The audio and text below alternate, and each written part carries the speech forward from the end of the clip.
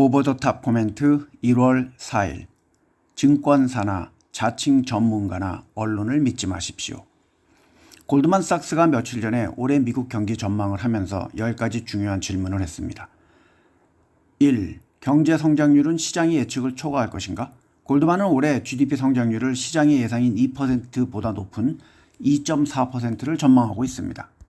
2. 소비자 지출은 유지가 될 것인가? 골드만은 그렇다고 봅니다. 3. 노동시장은 계속 약화가 될 것인가? 골드만은 그렇지 않을 것으로 보고 있으며 올해 말까지 실업률은 약간 하락한 4%에 이를 것으로 예상합니다. 4. 관세 효과를 제외한 페드가 선호하는 핵심 개인 소비 지출 PCE 물가지수는 작년 대비 2.4% 이하로 하락할 것인가? 골드만은 올해 말까지 핵심 PCE 물가지수가 2.1%로 떨어질 것으로 예측합니다. 5. 페드의 금리 인하는 있을 것인가? 골드만은 올해 3월, 6월, 9월에 3번의 금리 인하를 예상하고 있습니다. 반면 한국은행은 한두 차례 금리 인하를 예상하였습니다. 6. 일반적으로 보는 시장의 금리는 상승할 것인가? 골드만삭스는 페드가 금리의 목표치를 3.25% 이상으로 올릴 것으로 예상하고 있습니다. 7. 트럼프가 제롬 파월 페드 의장을 해임할 것인가? 골드만은 그럴 가능성이 낮다고 보고 있습니다. 8. 이민 정책의 변화는 있을 것인가? 골드만은 트럼프의 엄격한 정책에 따라 연간 순이민자 수는 75만 명으로 감소할 것으로 전망했습니다. 9. 관세 및 무역 긴장은 어떻게 될 것인가? 골드만은 중국 수입품에 대한 관세가 증가할 것으로 예상하지만 경제적 및 정치적 위험 때문에 보편적인 관세 부과 시나리오는 배제하고 있습니다. 10. 연방 예산에 대한 우려는? 골드만은 적자 감소 가능성이 낮다고 보고 있습니다. 한편 시티은행의 전략가들은 올해 1분기 주식 전략을 공개하면서 정책의 불확실성 속에서 보다 균형 잡힌 접근 방식을 강조했습니다. 그들은 1분기에 트럼프 관련 정책의 불확실성이 시장에 불안감을 줄 수 있다고 경고했습니다.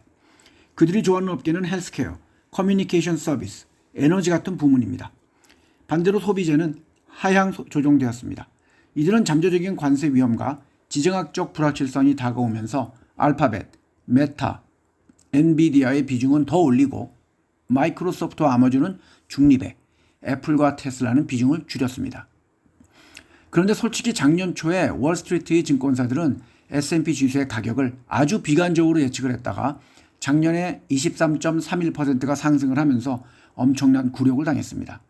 그래서 그들은 10월 달에 불이 났게 타겟을 다시 올려잡았는데 실제 끝난 가격보다 넘어간 곳은 몇 개 없습니다. 골드만삭스, 모건 스탠리, 소시에테 제너럴, UBS, 웰스파고 등등 모두 아주 비관적인 예측을 했다가 굴욕을 당했습니다. 그렇기에 너무 증권사나 언론이나 자칭 전문가들의 예측과 예상을 너무 신봉하지 않으셔야 합니다. 9월 24일에 제가 한국의 머니 땡땡땡이란 경제지가 증권가가 콕 집었다는 주식들이 있었다는 내용을 유튜브에서 언급을 한 적이 있습니다. 그 종목들은 휠라홀딩스, 그 당시 46,200원, 농심 38만 7천원, 실리콘2 46,200원이었고 지난 금요일의 종가는 휠라홀딩스 4만 200원, 6천원 빠졌네요. 농심 38만 1천원, 6천원 빠졌습니다. 실리콘2 34,550원, 상당히 많이 빠졌습니다. 이러니 증권사와 언론을 신봉하면 안 됩니다. 제가 한국에서는 아무리 언론이 광고를 해줘도 들어가지 말라고 했던 IPO가 유럽을 비롯한 전 세계에서는 오히려 2024년에 크게 반등을 했습니다. PwC의 자료에 의하면 유럽에서는 57건의 IPO를 통해 14억 6천만 유로, 2조 2,100억 원 정도가 조달이 되었습니다. 건수는 작년과 같지만 작년엔 7억 2천만 유로, 1조 919억 원 정도였기 때문에 2배가 늘었습니다. 하지만 영국의 IPO 시장은 조금 조달 금액이 소폭 감소했습니다. 총 8건으로 7억 파운드, 1조 2,800억 원 정도가 조달되었으며 작년이 11건의 IPO로 8억 파운드, 1조 4,600억 원 정도를 조달한 것과 비교됩니다. 하지만 올해 영국의 IPO 시장은 더욱 성장할 것으로 예상됩니다. 중동에서는 IPO 활동이 활발해졌으며 75건 이상이 IPO를 통해 130억 불, 19조 1,360억 원 정도 이상이 조달되었습니다. 하지만 이것은 2023년에 조달된 140억 달러, 20조 6,080억 원 정도보다는 약간 감소한 수치입니다.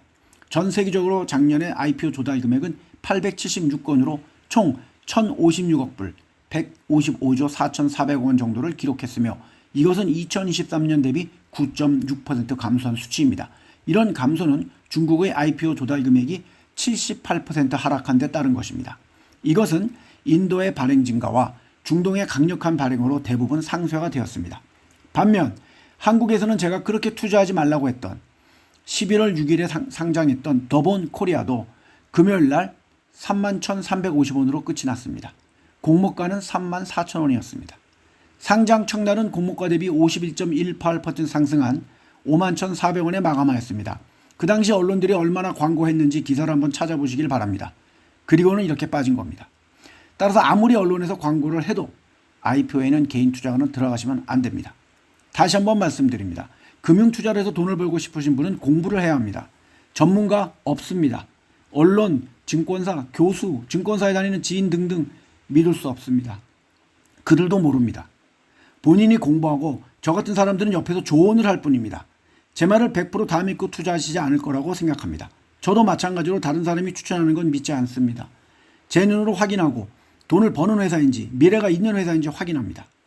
구독자 여러분도 이렇게 투자하시길 바랍니다. 감사합니다.